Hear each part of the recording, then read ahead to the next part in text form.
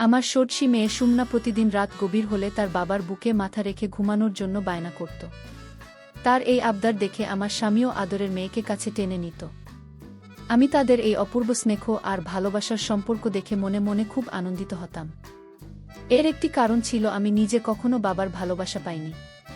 খুব অল্প বয়সী আমার বাবা পৃথিবী ছেড়ে চলে যান। তাই বাবার স্নেহ কেমন হয় তা আমার অজানা ছিল। বিয়ের পর স্বামীর কাছ থেকে আমি অফুরন্ত ভালোবাসা পেয়েছি। কিন্তু আমার শ্বশুরমশাইও আমাদের বিয়ের 1 বছর আগেই পরলোক গমন করেন।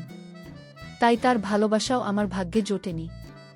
এ কারণে আমি যখন আমার মেয়ে এবং তার বাবার মধ্যে এই গভীর সম্পর্ক দেখতাম, আমার মনটা খুশিতে ভরে যেত।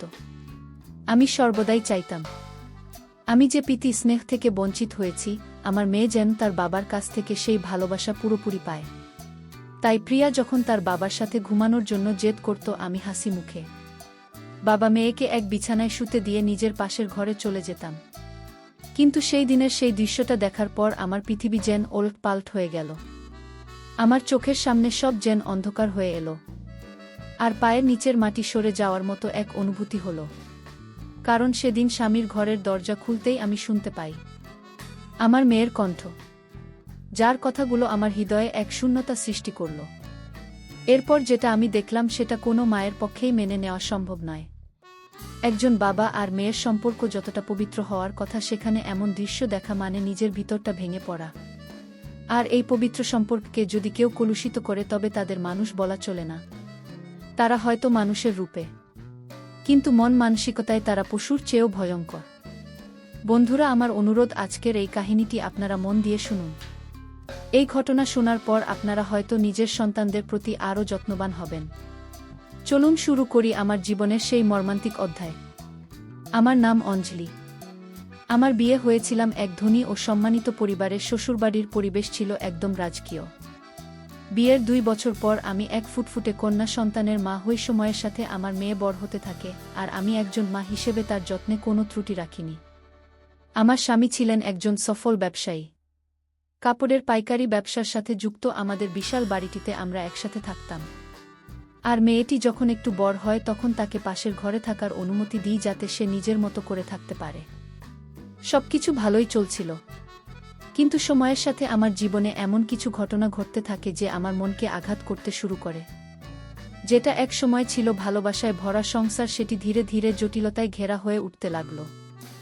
স্বামীর ব্যবহার, আচরণ, সব কিছুতেই একটা অস্বাভাবিক পরিবর্তন আমি অনুভব করতে থাকি। আর সেই সব পরিবর্তনের কারণ বুঝতে উঠতেই আমি এমন এক কঠিন বাস্তবতার মুখোমুখি হই, যা একজন নারীর জন্য সহ্য করা ভীষণ কঠিন। প্রায় প্রত্যেক রাতেই সে আমার কাছে আসতো এবং মোবাইলে কিছু বিশেষ ধরনের ভিডিও দেখিয়ে বলতো আমাকেও নাকি ঠিক সেই ভঙ্গিমায় তাকে ভালোবাসা দিতে হবে। স্বামী যখন আমাকে ওই ধরনের ভিডিওগুলো দেখাতো, আমি ভীষণ লজ্জা পেতাম এবং তার উপর রেগে যেতাম। আমি তার ওই সব প্রস্তাবে রাজি না হলে সে আমার উপর প্রচণ্ড চিৎকার চেঁচামেচি করত।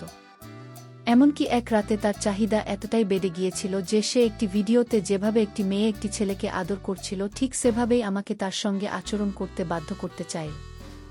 আমি এই ধরনের নোংরামিতে রাজি না হয় সে আমার উপর ভয়ানকভাবে চিৎকার শুরু করে দেয়। আমাদের দুজনের চিৎকারের শব্দ শুনে আমাদের তরুণী মেয়ে প্রিয়া ঘরের ভেতর চলে আসে এবং জিজ্ঞেস করে আমরা এতটাতে কেন এমন ঝগড়া করছি। মেয়েকে দেখামাত্র আমি ভীষণ ঘাবড়ে গিয়ে বললাম, প্রিয়া, তুমি আমাদের জন্য চিন্তা করো না মা, তুমি নিজের ঘরে গিয়ে শুয়ে পড়।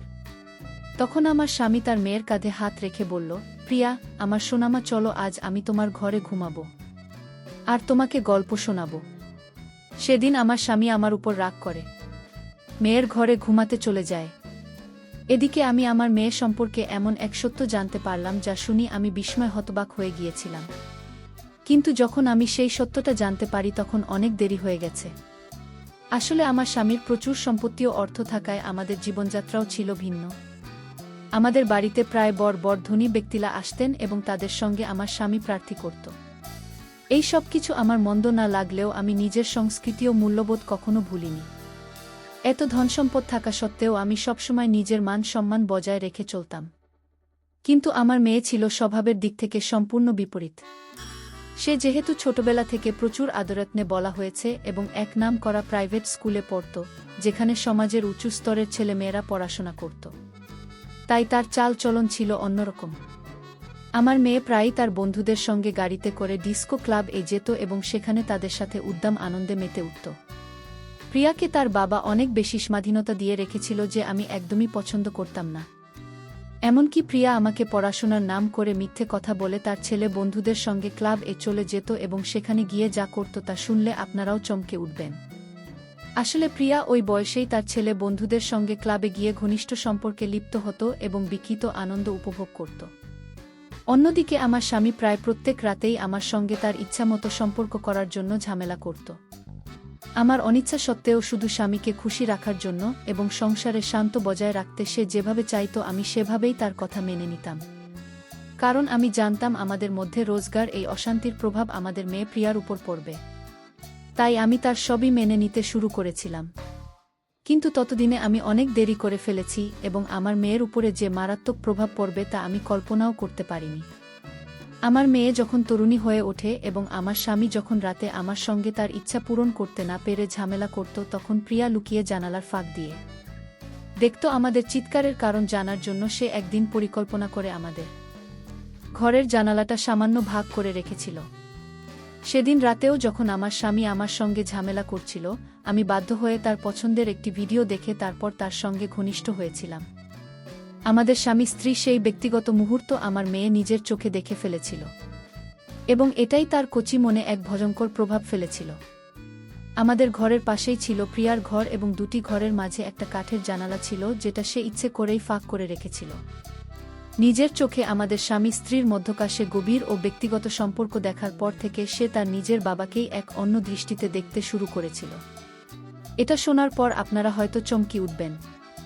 সেই ঘটনার পর থেকে আমার তরুণী মেয়ে তার বাবাকে নিজের দিকে আকৃষ্ট করার জন্য সবসময় সেজেগুজে থাকত, যাতে সে তার বাবার সঙ্গে অবৈধ সম্পর্ক স্থাপন করতে পারে। আমি বা আমার স্বামী কেউই কল্পনা করতে পারিনি যে আমাদের মধ্যকার সম্পর্ক দেখে আমার মেয়ের মনে এমন বিকৃত ইচ্ছার জন্ম হবে। তার উপর এতটাই খারাপ প্রভাব পড়েছিল যে সে ভুলে গিয়েছিল তার সঙ্গে সে নিজের মনের ইচ্ছা পূরণের কথা ভাবছে। সে তার জন্মদাতা বাবা। এরপর থেকে প্রিয়া প্রত্যেক রাতে তার বাবার সঙ্গে শোয়ার জন্য বায়না করত।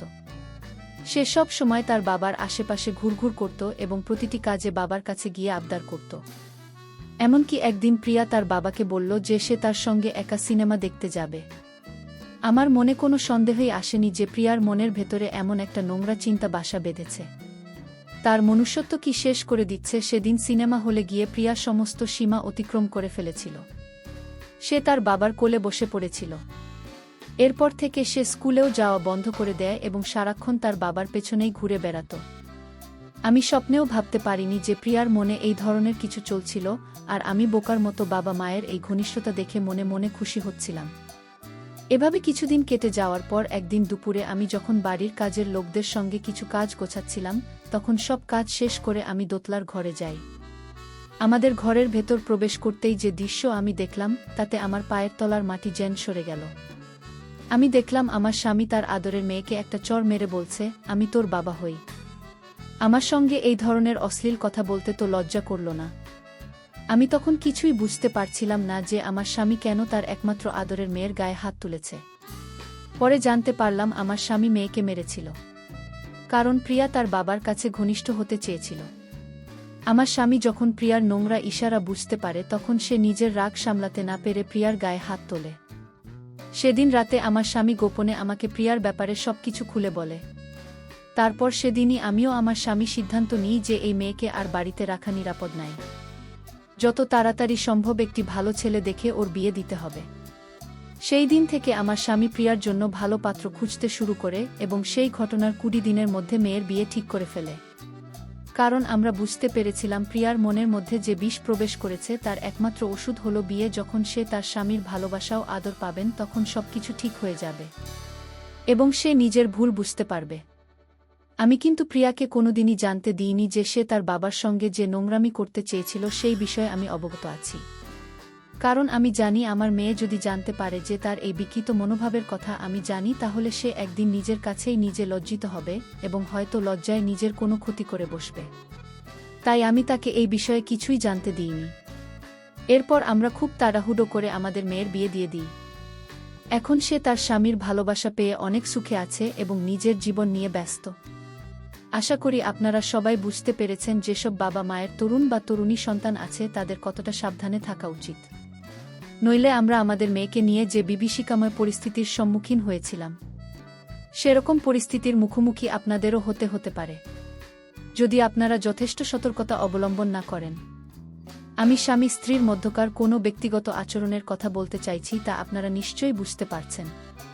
তাই সতর্ক থাকুন, সুস্থ থাকুন এবং চেষ্টা করুন যাতে আপনাদের জীবনে কখনো এই ধরনের পরিস্থিতি না আসে।